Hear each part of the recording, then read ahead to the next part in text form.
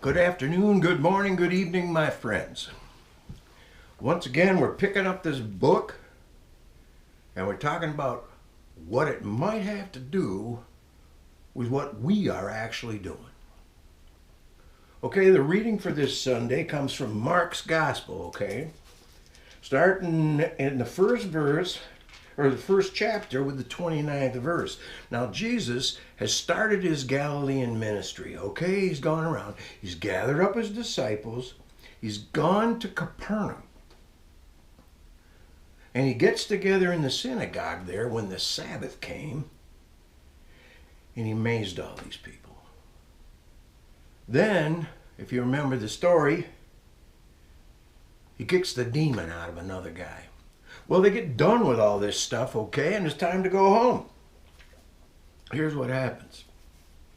As soon as they left the synagogue, they entered the house of Simon and Andrew with James and John. Now, Simon's mother-in-law, okay, so at least Simon Peter was married out of those disciples because he had a mother-in-law. His mother-in-law was in bed with a fever, and they told him about her at once. Everything happens in Mark at once. He came, and just like he always does, he took her by the hand, he lifted her up, and the fever left her.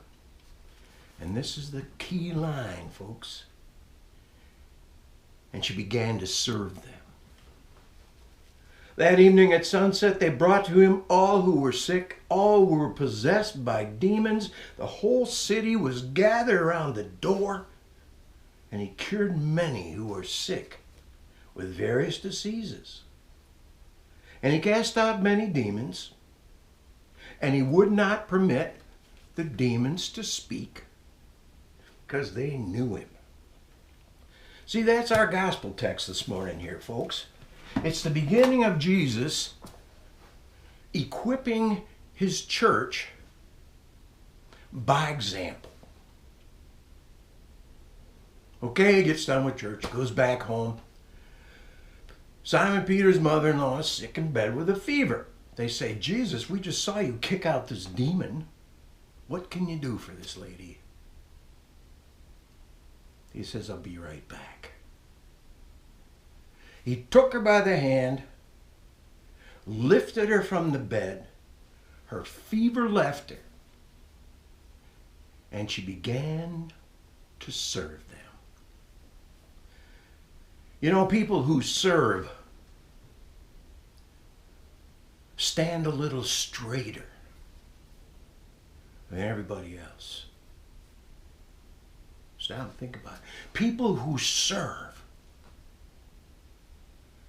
their chin is a little higher. Their back is a little straighter. They've got a little more life in their eyes. We know that especially about our servicemen, people in our family, people we know, ourselves, who got outside of themselves, took on the duty of serving the rest of us. I love seeing the service people, the servicemen and the servicewomen around here, stand up when we ask them with that pride that comes with giving themselves away.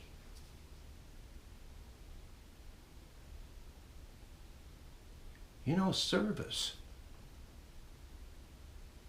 is also a civilian activity. Service is something that we're only responsible for service when we understand right and wrong and that the other people are really there. I remember when I was in the 5th grade and I realized, hearing these stories about world hunger, hearing these stories about starving kids, when I began to realize Ethiopia was really there. You see, these are times when all kinds of people are serving All kinds of people are giving shots and they're wearing all that stuff and they're taking care of us when they're sick and they're handing out food in the lines of cars because people are broke. You know? Being healed of our distress, if we take this seriously, has a very important target point. And that is being released from our afflictions means we can serve. You know, I'm an old guy in the middle of nowhere with modest needs and money coming in the mailbox. I feel pretty good. COVID hasn't done, and I'm not very social, so COVID hasn't done hardly anything to make my life worse. But it has my neighbors. We've got a world steeped in their grief. We've got a country facing a huge challenge. And the people whose job it is to figure that stuff out for us, and the people whose job it is to make the big pieces happen, hopefully they are about their business these days. And some kind of help is coming to those who need it. But it'd be really easy, like everybody, like always, like my whole life. This is my temptation. To let somebody else do it. And I'll just keep living the way I do. And every so often somebody will need some help and I'll give it to them. And I'll feel great about that.